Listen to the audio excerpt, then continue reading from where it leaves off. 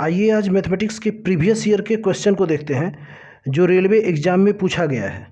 उसमें से सबसे पहला नंबर क्वेश्चन है, यदि किसी ईंट के 3/5 भाग का वजन 9/10 kg है तो उस ईंट के 8/15 भाग का वजन क्या होगा।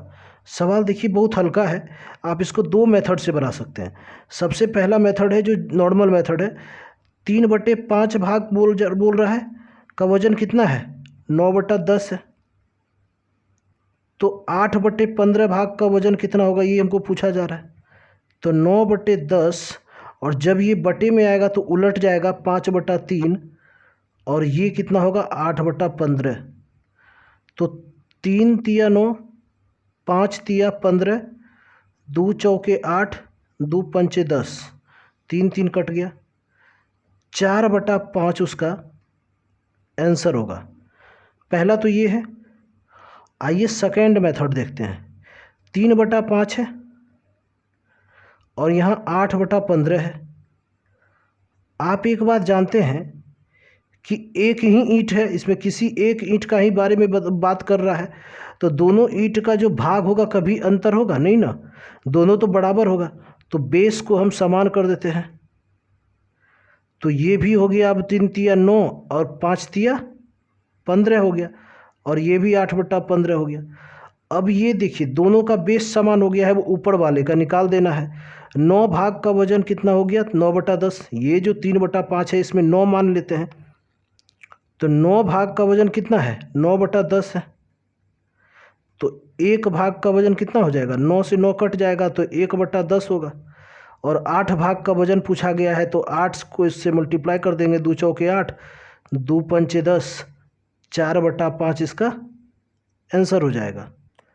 आइए सवाल नंबर दूसरा देखते हैं। लिखा हुआ है 0.75 और 2.5, 1.75, 0.25, 2.75 का HCF निकालने के लिए बोला जा रहा है।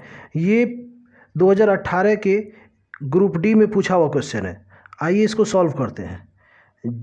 तो देखिए सब में से ये पहले ध्यान में देख लीजिए कि कै अंक के बाद सबसे अधिकतम कै अंक के बाद दशमलव है। तो इसमें 1 अंक के बाद है, इसमें 2 है, इसमें 2 है, इसमें 2 है, इसमें 2, मतलब 100 होगा। तो सबको क्या कीजिए पहले 100 से मल्टीप्लाई कर दीजिए। अगर इसको 100 से मल्टीप्लाई करेंगे तो कितना हो जाएगा 75 हो जाएगा। इसको 100 से मल्टीप्लाई करेंगे तो कितना हो जाएगा 250 हो जाएगा। अगर इसको 100 से मल्टीप्लाई करेंगे 175 हो जाएगा। इसको करेंगे तो 25 हो जाएगा और इसको करेंगे तो 275 हो जाएगा। अगर आपने मेरा पिछला वीडियो देखा है तो इसको निकालने का ट्रिक समझ लिए होंगे आप। वैसे तो देखने से ही इसका आंसर पता चल रहा है कि 25 होगा। आइए देखते हैं बना करके। 25 एकम 25, 25 तिया 75, 25 दही 250 और 25 सते 175, 25 सत 11, 25 को 11 से मल्टीप्लाई करेंगे 275। अब देखिए ये किसी से कटने वाला है तो 25 से पहली बार काटे, अब किसी से कटने वाला नहीं है।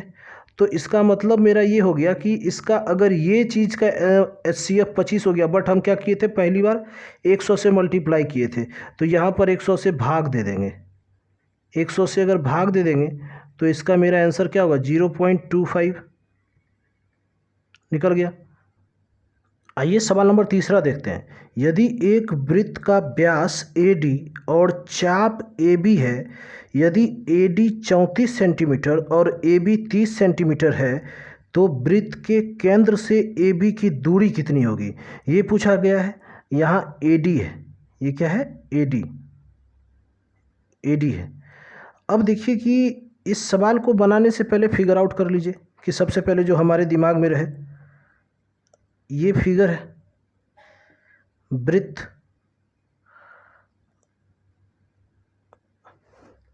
अब वृत्त के बीचों बीच से गुजरने वाली जो रेखा होती है, दोनों भाग को मिलाने वाली, आधे भाग में बांटने वाली, उसी को हम क्या कहते हैं व्यास कहते हैं। व्यास क्या है AD है, समझ लीजिएगा, बात को ध्यान से समझिएगा। और चाप क्या है AB है, A से ही उठेगा चाप, यहीं से जाएगा A और B। ये मेरा क्या हो गया चाप हो गया AB।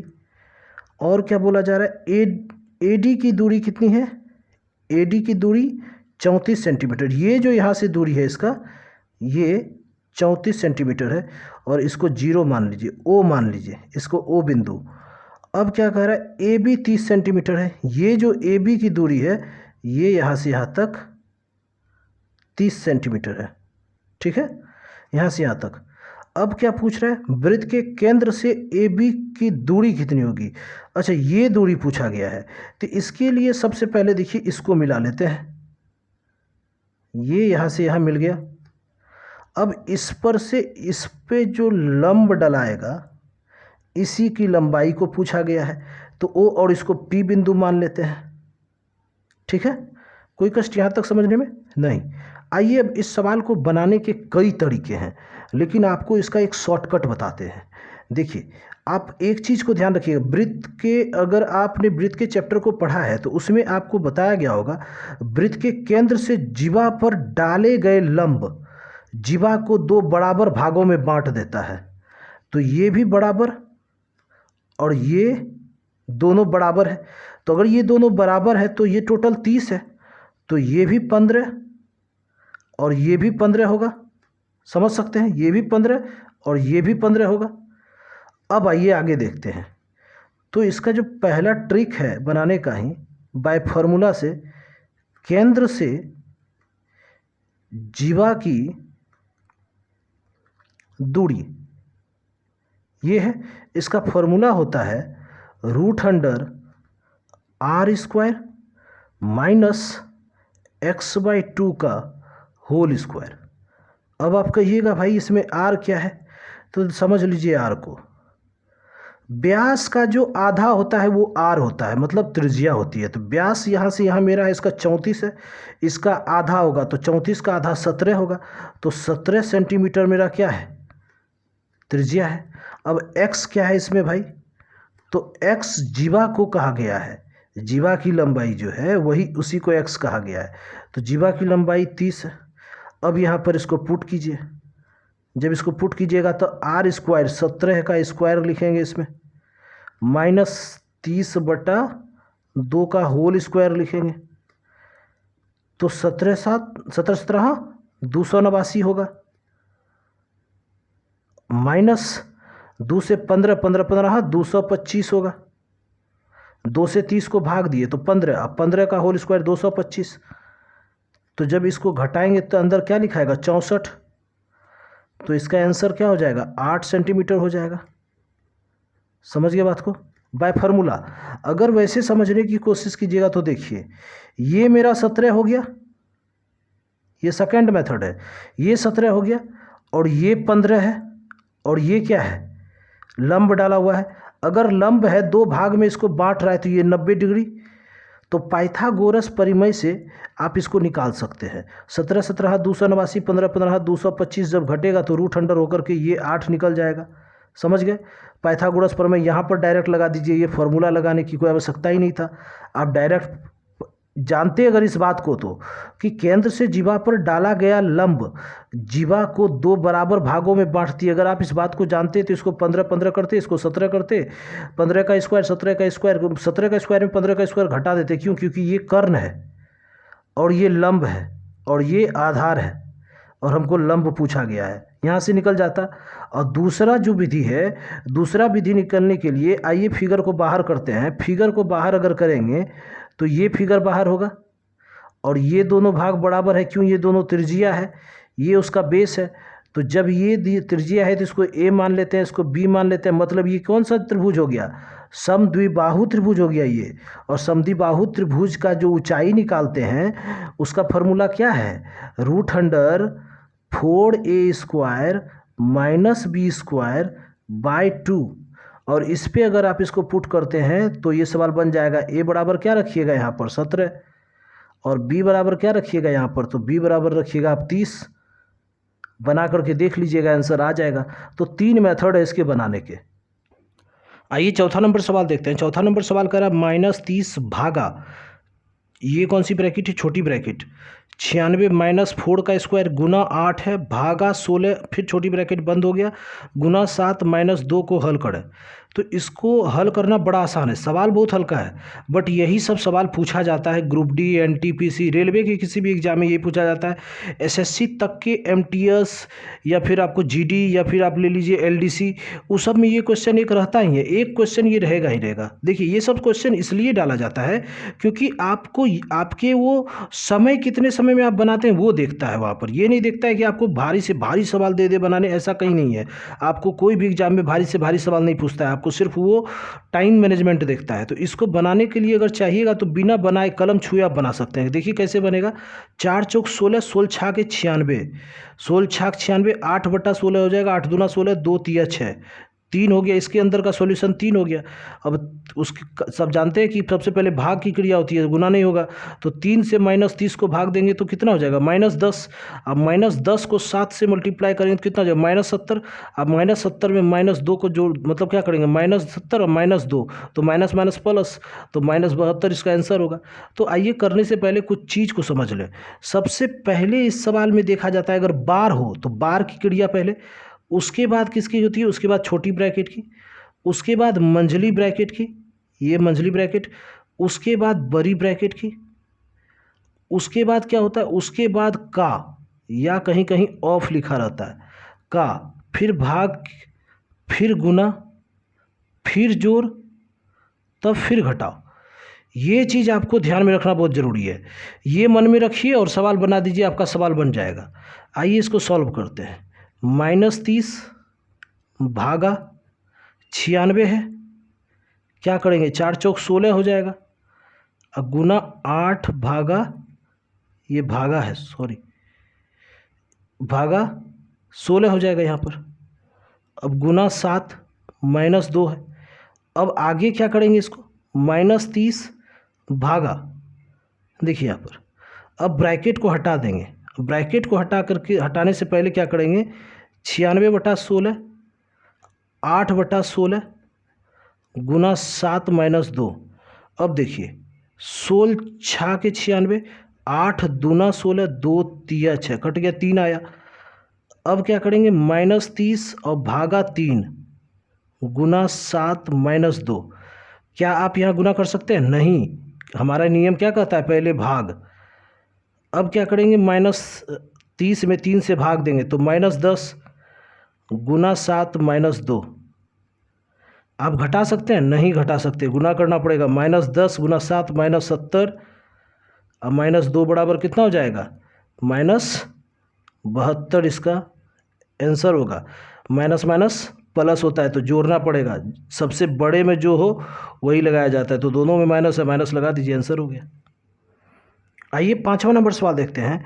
5वां नंबर सवाल में क्या कर रहा है, 4 वर्ष के लिए 7.25% की प्रतिवर्ष साधारण ब्याज की दर से किसी धनराशि का निवेश किया गया था। 4 वर्ष के लिए 7.25% प्रतिवर्ष की दर से, यदि इसी धनराशि को 6 वर्षों के लिए, 4 वर्ष पहले किया था, अब 6 वर्षों के लिए निवेश किया गया तो अर्जित ब्याज राशि 435 अधिक होती। मतलब क्या कह रहा है, पहले 4 वर्ष के लिए किया, अब 6 वर्षों के लिए कर दिया, तो 2 वर्ष का जो अंतर हुआ उसको 435 रुपया अधिक मिल गया। तो शुरुआत में धनराशि कितनी निवेश किया था, यही पूछा गया है इस सवाल में। तो सवाल बहुत हल्का है, 1 लाइनर सवाल, सिर्फ सवाल देखने में इतना लंबा लग रहा है, ये ग्रुप डी में पूछा हुआ सवाल है। आइए देखिए क्या करते हैं, 4 वर्ष है और 6 वर्ष है, दोनों वर्ष का अंतर कितना हो जाएगा, 2 हो जाएगा। 2 को 7.25% से गुना कर देंगे, जितना प्रतिशत होगा वो इतना के बराबर होगा। क्यों होगा, क्योंकि 4 वर्ष और 6 वर्ष के अंतर होने पे क्या लिखा गया यहाँ पर, अगर 6 वर्षों के लिए निवेश किया गया तो अर्जित ब्याज राशि 435 अधिक होती। मतलब 6 वर्ष के लिए करता ना तो 4 वर्ष से 435 रुपया अधिक होता, तो कहीं ना कहीं अंतर है। तो देखिए क्या करेंगे, 6 - 4 2 गुना 7.25, क्या होगा, तो 5 दूना 10 के 0, हाथ में बच गया 1, 2 दूना 4 1 5, 7 दूना 14, 2 अंक के बाद दशमलव। तो मतलब हमको ये पता चल गया कि 14.5% बराबर 435 रुपया। तो 100% ही हमको पूछा गया है। धनराशि तो 100% होती है, तो 435/14.5 गुना 100। अब 0.5 को भी ऊपर जो है पॉइंट हटा दीजिए। अब इसको काटिए, 5 दूना 10, 5 नामा 45, अब 5 दूना 10, 29 से ये कितने बार में कटेगा? 15 नामा 35 से 15 3 15 30 45, 15 बार में कट गया। 15 दूना 30 और 100 से मल्टीप्लाई, 3000 इसका आंसर हो गया। सवाल में कुछ दम नहीं है, बस समय का अगर अंतर दिया है तो समय का अंतर करके परसेंटेज से गुना करके लिख दीजिए। कभी कभी क्या करता है, समय सेम देता है और परसेंटेज अलग कर देता है। अगर परसेंटेज अलग कर देता है, समय सेम देता है, तो परसेंटेज का अंतर निकाल के समय से मल्टीप्लाई करके उसको बराबर कर दीजिए, सवाल बन जाएगा। आइए सवाल नंबर 6 देखते हैं। यदि समीकरण 6x माइनस 11y प्लस 11 बराबर 0 और 15x प्लस ky माइनस 9 बराबर 0 का कोई हल संभव नहीं है, तो k का मान क्या होगा? देखिए सवाल क्या पूछा गया है। इस सवाल को बनाने से पहले आपको 3 पॉइंट जानना एकदम आवश्यक है, क्योंकि उन 3 पॉइंटों के बिना ये सवाल अधूरा है, अगर आप उस 3 पॉइंट को नहीं जानते हैं तो। आइए वो तीनों पॉइंट क्या है देखते हैं। A1 बाई A2 बराबर B1 by B2 is not equal to C1 by C2। अगर ऐसा हो तो कोई हल संभव नहीं है। क्या है? कोई हल नहीं, सीधा ये लिखिए, कोई हल संभव नहीं है।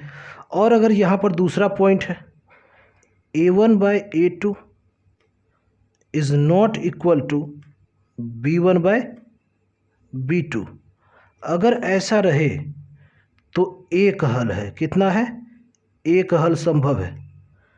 और फिर तीसरा पॉइंट A1 बाई A2 बराबर B1 बाई B2 बराबर C1 बाई C2, अगर ऐसा रहे तो क्या लिखेंगे?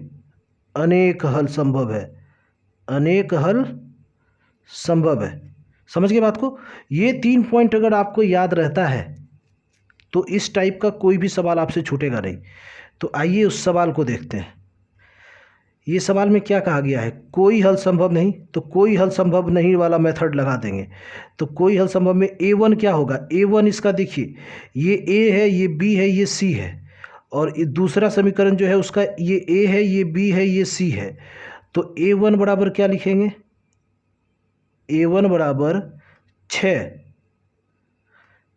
A2 बराबर 15, अब B1 बराबर -11, B2 बराबर K, क्योंकि हमको इसी का आवश्यक है। क्योंकि ये नॉट इक्वल टू मतलब ये नहीं है, हमको बराबर वाला ही देखना पड़ेगा। तो 6/15 बराबर -11/K, तो 3 दूना 6, 3 पचे 15, तो क्रॉस मल्टीप्लिकेशन कीजिए तो 2K बराबर -55, 11 पचे 55। अब 2 से जब आप इसको काटने की कोशिश कीजिएगा तो K बराबर -27.5 इसका आंसर हो जाएगा। समझ गए इस बात को? देखिए ये A1 है, समीकरण पहला है, तो समीकरण पहला में ये A है तो A1, ये B है तो B1, ये C है तो C1, ये A2 है, ये B2 है, ये C2 है। ठीक है, ये वही चीज़ है यहाँ पर। ठीक है, कोई हल ना रहे तो ये एक हल, अगर इसका अगर यहाँ लिखा रहता एक हल संभव है तो ये फार्मूला लगाते, और अगर यहाँ पर रहता अनेक हल संभव है तो ये फार्मूला लगता। ज़्यादातर इसी पे सवाल पूछा जाता है। आइए सवाल नंबर 7 देखते हैं। A, B और C के पास 2:5:7 के अनुपात में रुपए है। यदि B के पास A से 90 रुपये अधिक है तो C के पास कितने रुपए हैं? सवाल बहुत हल्का है, इसको लेना नहीं चाहिए था, बट इसलिए ले लिए क्योंकि ऐसे ही सवाल ग्रुप डी में पूछा जाता है, एनटीपीसी में पूछा जाता है, इसीलिए रेलवे के पर्पज़ से ये क्वेश्चन को लिया गया है। आइए इसको देखते हैं।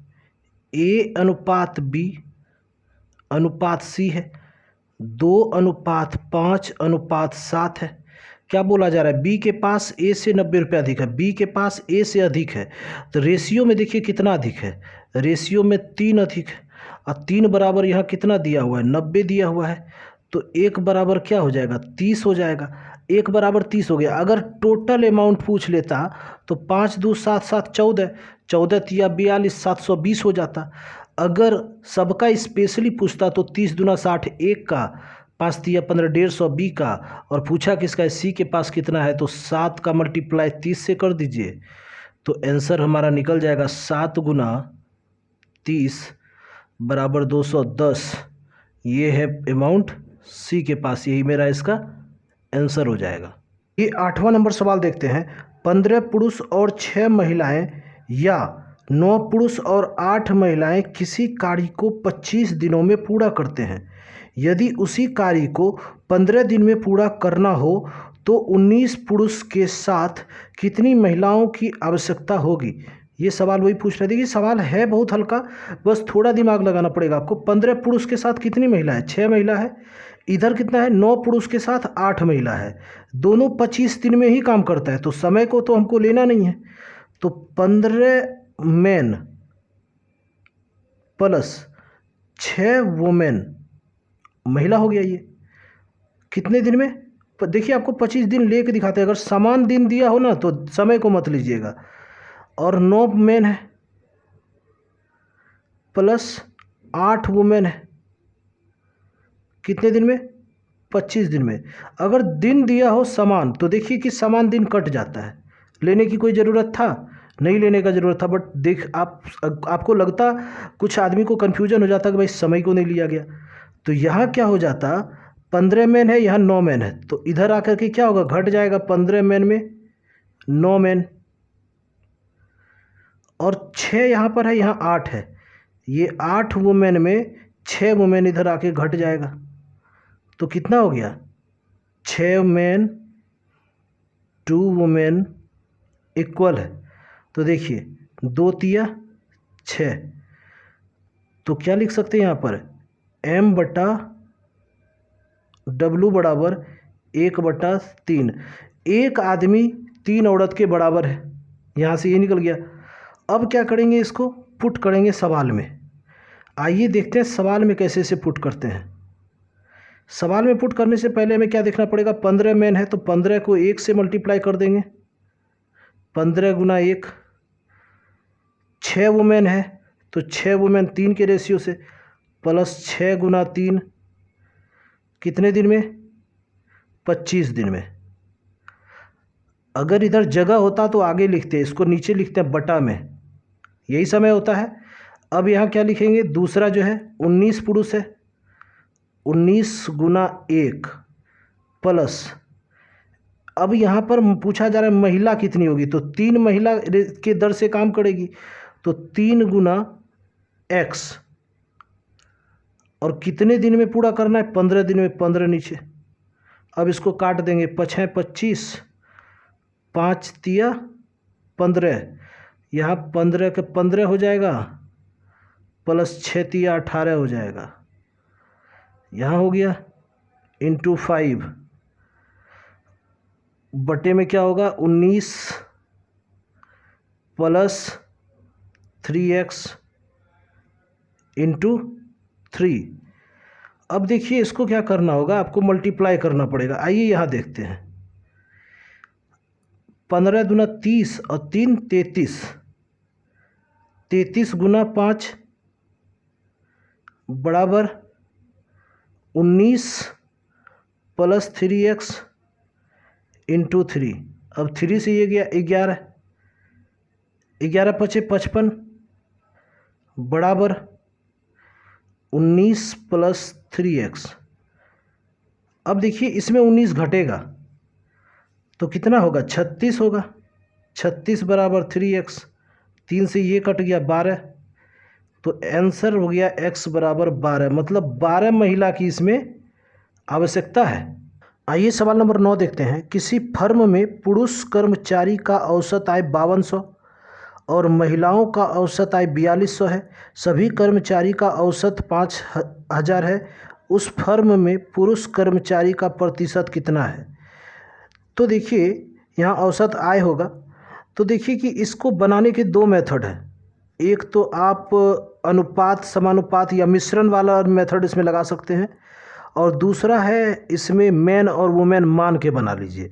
तो आइए इसको हल्का विधि से बना के दिखाते हैं आपको हम। जैसे कि पुरुष कर्मचारी है, तो यहाँ पर कौन है? पुरुष है। यहाँ कौन है? महिला है, महिला कर्मचारी है। अब देखिए कि पुरुष का आय कितना है? 5200 औसत आय है। महिला की कितनी है? 4200 है। और टोटल कितना है? 5000 है। तो जब मिश्रण वाला मेथड लगाइएगा तो आप जानते हैं अगर यहाँ आय दिया है तो यहाँ पुरुष का संख्या निकलेगा, यहाँ अगर आय महिला का आय दिया है तो यहाँ महिला का संख्या निकल जाएगा। तो जब इसको घटाइएगा तो ये कितना हो जाएगा? 800। और जब इसको घटाइएगा तो कितना होगा? 200। देखिए कट रहा है, ये गया, ये गया, ये गया, ये गया, 2 एकम 2, 2 चौके 8 हो गया, 1:4 हो गया। आपको परसेंटेज पूछ लिया गया है, तो टोटल कर्मचारी कितना हो गया? टोटल पीपल कितना हो गया? 4 1 5 हो गया। हमको पूछा किसका है? पुरुष का। तो पुरुष की संख्या कितना है? 4 है। 4/5 गुना 100। परसेंटेज तो इसी तरह निकालते हैं, टोटल में जिसका पूछा जा रहा है उसका ऊपर रखते हैं। तो 5 दूना 10 20, 4 दूना 8, 80%। आंसर हो गया मेरा, मतलब इस फैक्ट्री में 80% पुरुष कर्मचारी है। आइए सवाल नंबर 10 या सवाल नंबर लास्ट। पूनम 28 किलोमीटर की दूरी तय करती है और पाती है कि उसकी यात्रा का 5/7 भाग अभी तय किया जाना बाकी है, तो उसकी यात्रा की कुल दूरी कितनी है? यही पूछा जा रहा है। उसको टोटल यात्रा उसको कितनी करनी है, ये पूछा जा रहा है। ये सवाल है बहुत हल्का बट थोड़ा ट्रिकी है, आपको ये समझना ज़रूरी है क्या कह रहा है सवाल में। और ये सवाल एनटीपीसी के CBT 1 में पूछा हुआ सवाल है। आइए देखते हैं इसको। जैसे कि उसकी यात्रा, टोटल यात्रा है, टोटल यात्रा कितना है? 7 है। परसेंटेज में आप ये जानते हैं जब बटा में रहता है तो नीचे जो रहता है वो टोटल भाग रहता है, ऊपर क्या रहता है? जो कह रहा होता है वो सवाल में वही ऊपर लिखा होता है। टोटल यात्रा उसका 7 मान लिए। अब है कितना? 5/7। सवाल में क्या कह रहा है? पाती है कि उसकी यात्रा का 5/7 भाग अभी बाकी है। तो मतलब 5 भाग क्या है? बाकी है। यही 5 भाग उसको बाकी है। और की कितना है? तो 7 में 5 जब घटेगा 2, तो 2 भाग ही वो की है। तो 2 भाग कितना है? 28। 2 भाग कितना है? 28। तो 1 भाग कितना हो जाएगा? 14। तो टोटल कितना हो जाएगा? 7 गुना 14, 14 98 किलोमीटर उसकी टोटल दूरी होगी, जो यही मेरा इसका आंसर हो जाएगा। भाई अगर आप यहाँ तक आए हैं तो ज़रूर कुछ ना कुछ आपको बेहतर लगा होगा, तभी आप लास्ट तक वीडियो देखे हैं। और आप ये जानते हैं कि इस चैनल पर नो नौटंकी, नो बकवास, ओनली झकास होता है। तो कृपया इसी वजह से चैनल को सब्सक्राइब, वीडियो को लाइक और शेयर ज़रूर कीजिएगा, क्योंकि आगे आने वाले वीडियो में आपको कहीं ना कहीं बेहतर कंटेंट दिया जाएगा।